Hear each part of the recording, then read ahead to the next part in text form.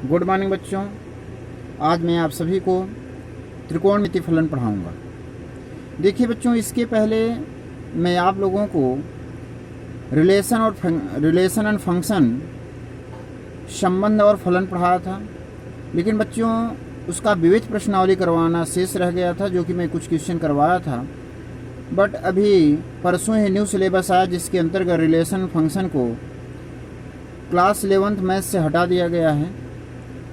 अब relation function आप लोग क्लास 12th में पढ़ेंगे, तो रिलेशन फंक्शन को क्लास 11 से हटा दिया गया है। तो आप लोग अब त्रिकोणमिति फलन देखिए, उसको पढ़ने की ज़रूरत नहीं है। देखिए ट्रिग्नोमेट्रिक फंक्शन क्या है। त्रिकोणमिति, ट्रिग्नोमेट्री एक ग्रीक शब्द है। कैसा शब्द है? एक ग्रीक शब्द है जो कि ट्रिगोन तथा मेट्रोन से उत्पन्न हुआ है। इस प्रकार त्रिकोणमिति शब्द त्रिकोण तथा मिति से मिलकर बना। त्रिकोणमिति, त्रिकोणमिति शब्द किससे बनकर बना? त्रिकोण प्लस मिति। त्रि माने तीन, कोण माने कोण, तीन कोण वाली आकृति। मिति माने होता है मापना।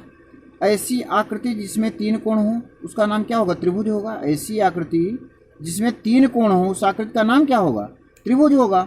ऐसी आकृति जिसमें तीन कोण हो उस आकृति का नाम क्या होगा? त्रिभुज होगा। अर्थात त्रिभुज की भुजाओं और कोणों की माप का क्या करते हैं? अध्ययन करते हैं। अर्थात हम त्रिकोणमिति की अगर परिभाषा बताएं तो त्रिकोणमिति क्या है? त्रिकोणमिति क्या है?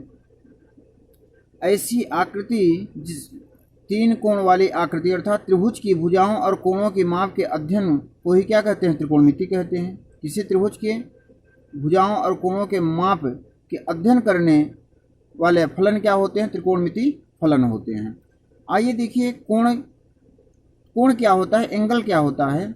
दो सरल रेखाओं के मिलने से जो झुकाव उत्पन्न होता है उसे कोण कहते हैं। दो सरल रेखाओं के मिलने से जो झुकाव उत्पन्न होता है उसे कोण कहते हैं।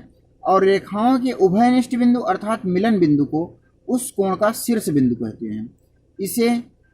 इसे एंगल पढ़ते हैं। इसे क्या पढ़ते हैं? एंगल पढ़ते हैं। कोण से प्रदर्शित करते हैं, झुकाव से। अब देखो, कोण मुख्यतया दो प्रकार के होते हैं। धनात्मक कोण पॉजिटिव एंगल, ऋणात्मक कोण निगेटिव एंगल। धनात्मक कोण क्या होता है बच्चों? पॉजिटिव एंगल क्या होता है?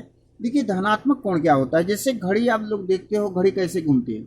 जैसे अगर एक घड़ी है, ये हमारी घड़ी है, देखो घड़ी की सुइयाँ यहाँ 12 होता है, यहाँ 6 होता है। ये पेंडुलम के घड़ी की सुई सदैव ऐसे मूव करती है। घड़ी की सुई सदैव इस दिशा में मूव करती है घड़ी की सुई।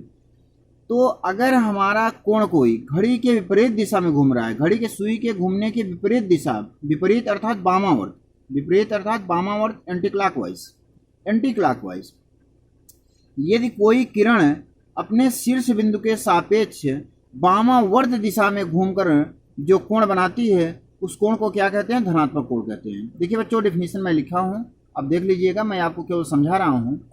जब कोई किरण अपने शीर्ष बिंदु के सापेक्ष वामावर्त दिशा अर्थात एंटी क्लॉकवाइज घड़ी के विपरीत दिशा में घूमकर जो कोण बनाती है उसे धनात्मक कोण कहते हैं। उसे क्या कहते हैं? धनात्मक कोण कहते हैं, पॉजिटिव एंगल कहते हैं। देखिए बच्चों, नेगेटिव एंगल क्या होता है?